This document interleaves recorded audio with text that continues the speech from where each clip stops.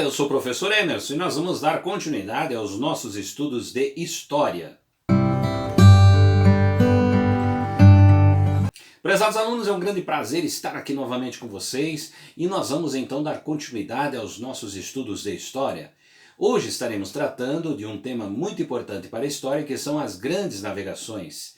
Estamos tratando aqui de feitos realizados pelos europeus entre os séculos XV e XVI, onde nós perceberemos que vai efetivamente modificar o cenário europeu, principalmente no aspecto econômico, bem como também os avanços que vão ocorrer a partir desse processo econômico nas cidades e também o poderio e a força das grandes nações que nesse momento estarão partilhando também desse processo das grandes navegações. Conhecer e reconhecer e conquistar novas terras, bem como também explorar essas terras através de diversos aspectos aí que vão ser condicionantes importantes para o crescimento dessas nações, como citamos anteriormente. Então vamos falar aqui de várias nações que participaram dessa fase. Para tanto, trazemos então 5 aspectos importantes para nós citarmos, comentarmos então sobre essa fase das grandes navegações. Vamos então à nossa primeira característica.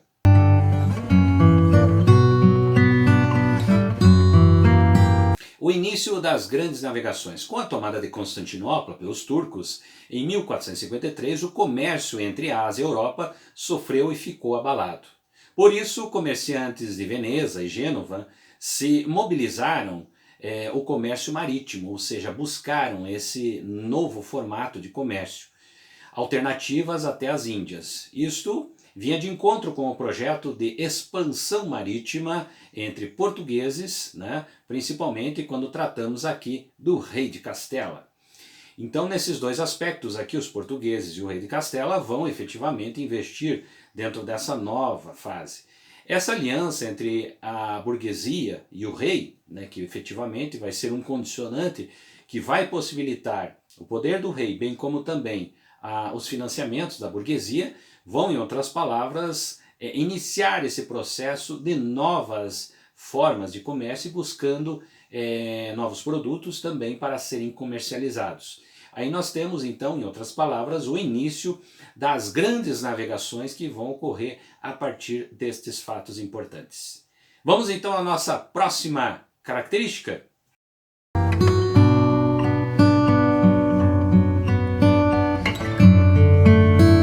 As grandes navegações portuguesas. O pioneirismo português começava em 1415, com a conquista de Ceuta, uma cidade que era importante em anteposto comercial. E aí nós temos efetivamente um processo cronológico que vai se construir a partir então dessas navegações portuguesas. Em 1415 nós temos aqui a chegada de Ceuta ao norte da África. Em 1419 a ocupação da Ilha da Madeira. Em 1431, Gonçalo Velho chega aos Açores. Em 1434, o Cabo Bojador é superado pelos navegadores. Em 1444, a descoberta do arquipélago de Cabo Verde. Em 1471, ocupadas as ilhas de São Tomé Príncipe. Em 1482, navegador Diogo Cão entra no Rio do Congo, e estabelece contato com o território de Angola. Percebem vocês que aí nós temos então vários avanços que ocorrem. Dentre eles nós temos os grandes pioneiros aí que foram os portugueses. Vamos à nossa próxima característica.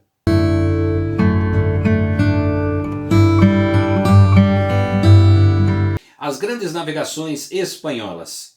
Segundo o país europeu a se aventurar nas grandes navegações foi a Espanha, que quase 80 anos depois de Portugal. Percebem vocês que nós temos aí um domínio muito forte dos portugueses com relação ao comércio. Somente depois de 80 anos os espanhóis vão entrar então nessa corrida também.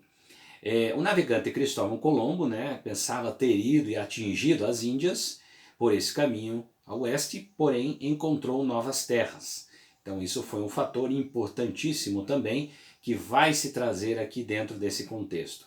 Colombo pediu ajuda aos reis portugueses, mas foi rechaçado, e conseguiu convencer especialmente a rainha de Castela, Isabel I, né, interessada em expandir os territórios por mais distantes que fossem. E aí ele conseguiu efetivamente, então, esse apoio, né, principalmente com relação à questão do poder da rainha, bem como também os financiamentos que ocorreram com relação a essas embarcações. E aí a gente tem o papel importante das nações espanholas nas grandes navegações. Vamos à nossa próxima característica.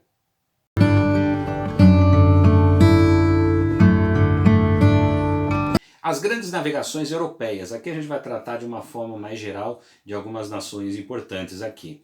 Então as navegações inglesas, né, depois de muitas expedições de reconhecimento geográfico, ao longo do litoral norte-americano, os ingleses só começaram a colonizar a América do Norte ao final do século XVI. E aí já tem um processo de colonização. A gente não vai tratar basicamente desse processo de exploração. Já vai partindo para esse lado da colonização. As navegações francesas. No século XVI, um grupo de franceses, né, tentaram estabelecer no Rio de Janeiro, no episódio conhecido como a França Antártica. Depois de todo esse processo de domínio das terras, de reconhecimento, nós tivemos também algumas nações que tomaram posse dessas terras, né, infringindo algumas normas estabelecidas, mas de certa forma ocorreu de forma temporária, né? E aí a gente tem o caso, por exemplo, dos franceses. As navegações holandesas, né, o Brasil, seriam rechaçados pelas tropas hispano-portuguesas e conseguiram, né, restabelecer o Caribe, constituindo as Antilhas, as antigas conhecidas Antilhas holandesas, né? Então a gente tem aí também o papel dos holandeses participando nesse processo. Importante a gente citar que dentro desse contexto também existia a relação do processo de pirataria. Diversos navios muito bem treinados, com militares treinados, porém não se erguia a bandeira de nenhum dos países, né? Isso era efetivamente uma das coisas que ocorria, a pirataria, financiada pelos países, porém sem reconhecimento desses países. Se caso fossem pegos, né, não teria essa ação direta com os países financiadores da pirataria. Vamos à nossa próxima característica?